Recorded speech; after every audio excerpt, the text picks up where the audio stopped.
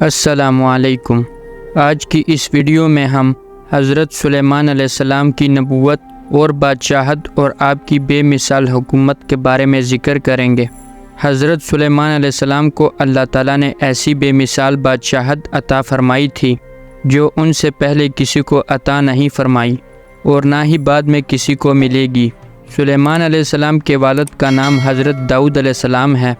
اللہ تعالیٰ نے سلیمان علیہ السلام کو ان کے والد محترم حضرت داؤد علیہ السلام کی بادشاہت اور نبوت میں جانشین مقرر فرمایا اور اپنے فضل و کرم سے ان پر بہت سے انعامات فرمائے۔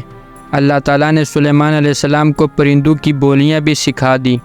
حضرت سلیمان علیہ السلام نے اللہ تعالیٰ سے یہ دعا مانگی کہ اے پروردگار، مجھے ایسی بے مثال بادشاہت عطا فرمائیے جو آپ نے کسی کو بھی عطا نہ کی ہو۔ اللہ تعالیٰ نے حضرت سلیمان علیہ السلام کی دعا قبول فرمائی اور آپ علیہ السلام کو بے مثال بادشاہت عطا فرمائی۔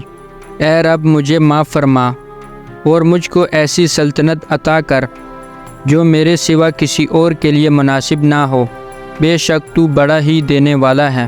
اللہ تعالیٰ نے آپ علیہ السلام کی دعا کو قبول فرما لیا اور ایک ایسی عجیب و غریب حکومت عطا فرمائی جو ان سے پہلے نہ کسی کو نصیب ہوئی اور نہ بعد میں کسی کو میسر آئے گی۔ چنانچہ جنات بھی آپ علیہ السلام کے تابع فرمان تھے۔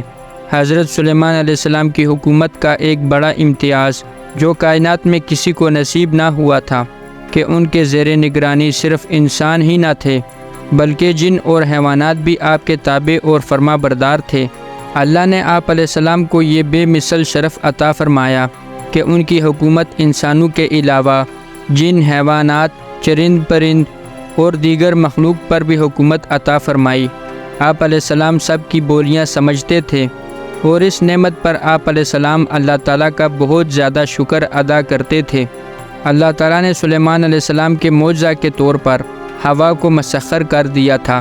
وہ جہاں بھی جانا چاہتے تو تخت پر بیٹھ جاتے اور ہوا کو حکم دیتے تو آپ علیہ السلام جہاں جانا چاہتے وہ فوراً انہیں لے کر چل پڑتی۔ تفسیر ابن کثیر میں تخت سلیمانی جو ہوا پر چلتا تھا اس کی کیفیت یہ بیان کی ہے کہ حضرت سلیمان علیہ السلام نے لکڑی کا ایک بہت بڑا وسیع تخت بنوایا جس میں خود سلیمان علیہ السلام اور اہل ایمان سوار ہوتے تھے اور ان کے پیچھے اہل ایمان جنات بیٹھتے تھے۔ اس تخت پر 6000 کرسیاں رکھی جاتی تھیں جس پر سلیمان علیہ السلام کے ساتھ اہل ایمان سوار ہوتے تھے۔ پھر پرندوں کو حکم دیتے کہ وہ پورے تخت پر اپنے پروں سے سایہ کریں تاکہ سورج کی تپش سے تکلیف نہ ہو۔ پھر ہوا اس عظیم الشان مجمع کو اٹھا کر جہاں حکم ہوتا پہنچا دیتی تھی۔ یہ ہوائی تخت صبح سے دوپہر تک 1 مہینہ کی مسافت طے کر لیتا تھا اور اسی طرح دوپہر سے شام تک 1 مہینے کی مسافت طے کر لیا کرتا تھا، یعنی ایک دن میں 2 مہینوں کی مسافت ہوا کے ذریعے طے ہو جاتی تھی۔ اللہ تعالیٰ قرآن مجید میں ارشاد فرماتا ہے، پس ہم نے ہوا کو ان کے تابع کر دیا جو آپ کے حکم سے جہاں آپ پہنچنا چاہتے وہاں آسانی سے پہنچا دیتی، اور جنات کو بھی جو عمارت بنانے والے اور دریا میں غوطہ لگانے والے تھے۔ حضرت سلیمان علیہ السلام کو ہواؤں اور جنات اور پرندوں پر جو سلطنت حاصل ہوئی وہ بعد میں کسی کو نہ ہو سکی۔